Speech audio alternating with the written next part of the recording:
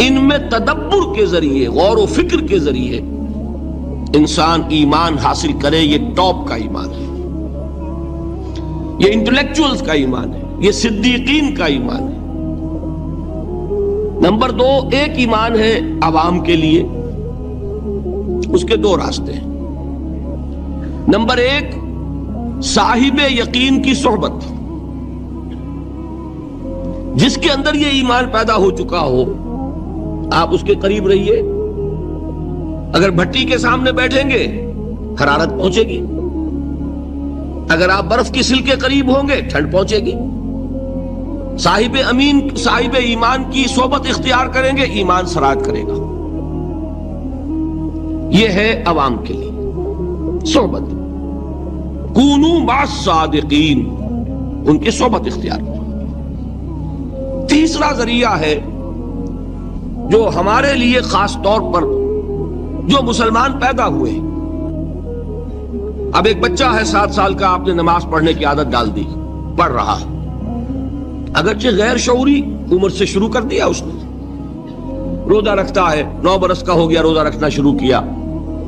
یہ اعمال جو ہیں ان سے بھی ایک یقین پیدا ہوتا ہے،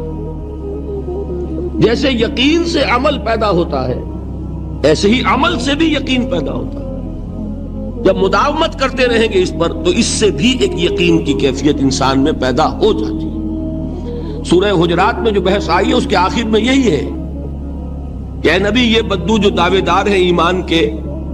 یہ آپ پر احسان دھر رہے ہیں، یمنون علیک ان اسلموا قل لا تمنوا علی اسلامکم بل اللہ یمن علیکم ان ہداکم للایمان ان کنتم صادقین۔ یہ آپ پر احسان دھر رہے ہیں کہ ایمان لے آیا، نبی ان سے کہیے مجھ پر اپنے ایمان کا کوئی احسان نہ دھرو، اپنے اسلام کا، بلکہ اللہ تم پر احسان دھرتا ہے کہ اس نے تمہیں ایمان کے راستے پر ڈال دیا ہے۔ جب اسلام پر آ گئے ہو تو عمل کرتے رہو گے، ان تطیعوا اللہ ورسولہ، اگر عمل کرتے رہو گے تو اس عمل کے ذریعے سے بھی تمہارے اندر ایمان پیدا ہو جائے گا۔ تو یہ 3 راستے ذہن میں رکھیے، جو عوام ہے، غور و فکر، سوچ بچار، اس کی صلاحیت نہیں یا مواقع نہیں، ان کے لیے یہ 2 راستے ہیں، یقین بذریعہ عمل اور یقین بذریعہ صحبت۔ یہاں سے اٹھا رہے ہیں لوگوں کو، بار بار یہیں آ جاتے ہیں، لیکن نا ان کو دقت ہوتی ہے، یہاں پہ کوئی صاحب پہلے سے روک دیا کرے نا، جو بعد میں گڑبڑ ہوتی ہے۔